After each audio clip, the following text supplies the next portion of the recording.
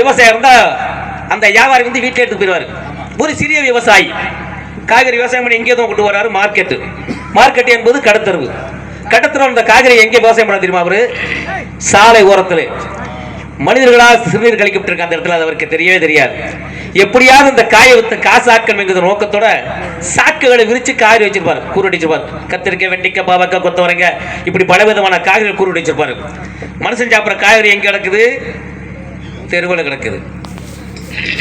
ஆனா அதே மனிதர்கள் காலில் அணியக்கூடிய பாதரட்சை செருப்பு எங்க இருக்குது? 50 லட்சம் ரூபாய் பில்டிங் கட்டி இது போன்ற மின் விளக்குகளால் அலங்கரிக்கப்பட்டு அதில் குளிர்சாதன பெட்டி, அதாவது ஏசி பொருத்தப்பட்டு ஏசியில் கொண்டு வச்சிருக்காங்க செருப்பை. மனிதன் சாப்பிட்ற காய்கறி தெருவில் கிடக்குது. கேவலமல்ல? கேட்டா என்ன சொல்றீங்க? நாடு கட்டு போச்சு தம்பி. அந்த கதையை கேட்காத தம்பி, ஒத்த வாரத்தில் நாடு கட்டி போச்சு தம்பி. என்னத்த சொல்றது? ஒரு ஊர்ல ஒரு புருஷ பொண்டாட்டி இருந்தாங்களாம். அந்த புருஷ பொண்டாட்டிக்கு ஒரு பிள்ளையாச்சு, 2 பிள்ளையாச்சு, 3 பிள்ளையாச்சு. 3 பிள்ளைக்கு அப்புறம் பொண்டாட்டிக்காரி ஊரை கூட்டிட்டான். என்னமா உன்னுடைய பிரச்சனை? என்னமா ஊரை கூட்டிருக்கிறியா அப்படின்னு. ஐயா, நான் அன்னைக்கு திருந்தவன், நாளைக்கு திருந்தவன், நாளை மறுநாள் தான் பார்த்தேன். நானும் ஒரு 3 பிள்ளைக்கு தாயாயிட்டேன். என் புருஷன் இன்ன வரைக்கும் திருந்துற மாதிரி கிடையாது.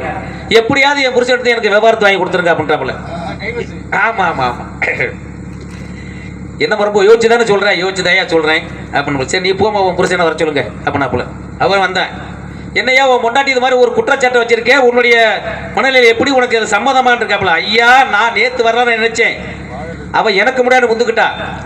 எப்படியாவது அவள்கிட்ட இருந்து எனக்கு விவகாரத்தை வாங்கி கொடுத்துருங்க அப்படின்னு. என்ன பிரச்சனை? இனிமே இருந்து வாழ முடியாதியா அப்படின்னு. அப்படியா, சரி, ஒரு நல்ல நாளை பார்த்து எல்லாருக்கும் சொல்லி விட்டு வர சொல்லி ஒரு பொதுவான இடத்துல உட்காந்து பேசுறாங்க. ஆமா, அடிப்படை நிலத்திலிருந்து வர மரம் மட்டை எல்லாம் செடியெல்லாம் பிரிச்சாச்சு, சரி வரைய பிரிச்சாச்சு, புருஷனுக்கும் பொண்டாட்டிக்கும்.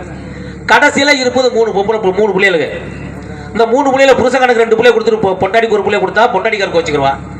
பொண்டாட்டிக்கு 2 பிள்ளை கொடுத்து புருஷன்காரனுக்கு 1 பிள்ளை கொடுத்தா புருஷன்காரனுக்கு வச்சுக்கிறேன்.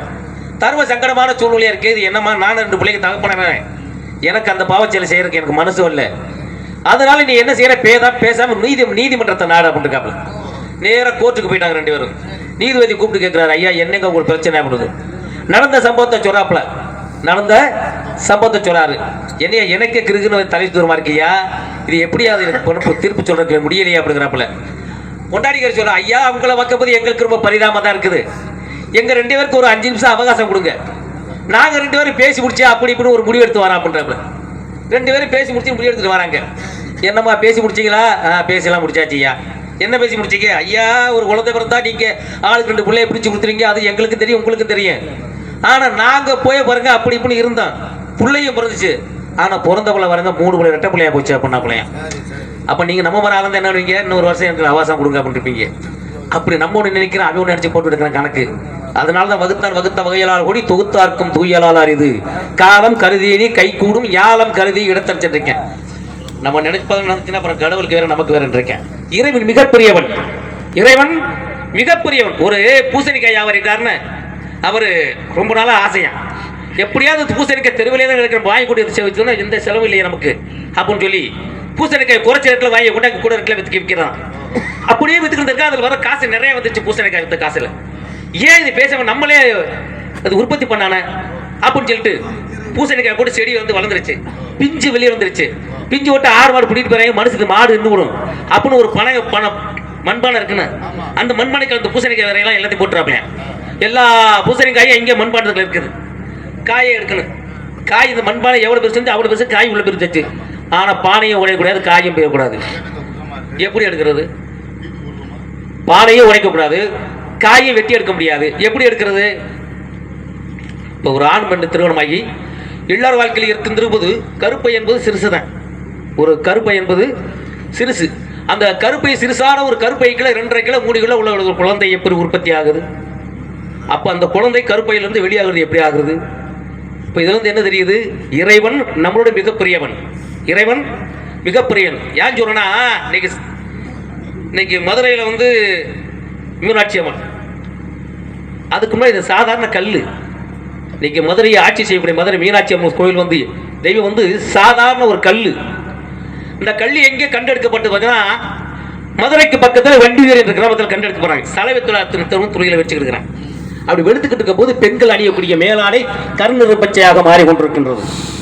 இதை பாண்டியோட பறை சுட்டாங்க. ஐயா, நான் வெளுக்கக்கூடிய கல் வந்து கருணர் பச்சையா மாறுது, இதற்கு என்ன அடிப்படை அப்படின்னு இருக்கேன். உடனே அந்த ஆள் ஒரு ஆராய்ச்சியை கூப்பிட்டு கல்லுகளை ஆராய்ச்சி செய்யறாங்க. இந்த கல்லை பார்த்தா சாதாரண ஒரு கல் மரங்களே, இது ஒரு மரகத கல் அப்படிங்கிறேன். உடனே பாண்டியன் ஒரு ஆராய்ச்சியில் கொண்டாந்து வச்சு சிற்பியை வர வச்சு, சிற்பி வந்து செதுக்கிறான். முதல்ல மீனாட்சி சிலையை செதுக்கிறான். செதுக்க கொண்டே கர்ப்பாகிரகத்தில் வச்சாச்சு. கர்ப்பாகிரகத்தில் வச்சாச்சு.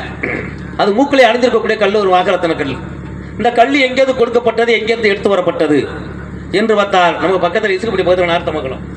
இந்த கல் நாகரத்தன கல் அங்கே கொடுக்கப்பட்ட நாள் தான் அன்று முதல் இன்று வரை அந்த ஊருக்கு நாகரத்தன பள்ளம் என்ற பெயர் விளங்கிக் கொண்டிருக்கின்றது. அதற்கு அடுத்தபடியாக அம்மனுக்கு திருமாங்கலையை பூட்டுவதற்கு பொண்ணுகள் கொடுக்கப்பட வேண்டும். இந்த பொண்ணுகள் எங்கிருந்து கொடுக்கப்பட்டது, எங்கிருந்து எடுத்து வரப்பட்டது என்று பார்த்தால் அதுவும் புதுக்கோட்டையிலிருந்து வீமிசல் கடற்கரைக்கு செல்லக்கூடிய வழியிலே இடையிலே பொன்பேத்தி என்ற கிராமத்திலிருந்து அம்மனுக்கு திருமாங்கலையை பூட்டுவதற்கு பொண்ணுகள் கொடுத்தனால் தான் அன்று முதல் இன்று வரை அந்த ஊருக்கு பொன்பேத்தி என்ற பெயர் வழங்கிக் கொண்டிருக்கின்றது. அதற்கு அடுத்தபடியாக கொடுக்கப்பட்ட பொண்ணை அம்மனுக்கு திருமாங்கலம் செய்ய வேண்டும். அந்த திருமாங்கலம் செஞ்சாலும் தான் இன்னைக்கு திருமங்கலம் சொல்லக்கூடிய இன்னைக்கு திருமங்கலம் காலப்போக்கில். இதெல்லாம் உண்மையான வரலாறுகள், பொய் யாரும் பேச முடியாது.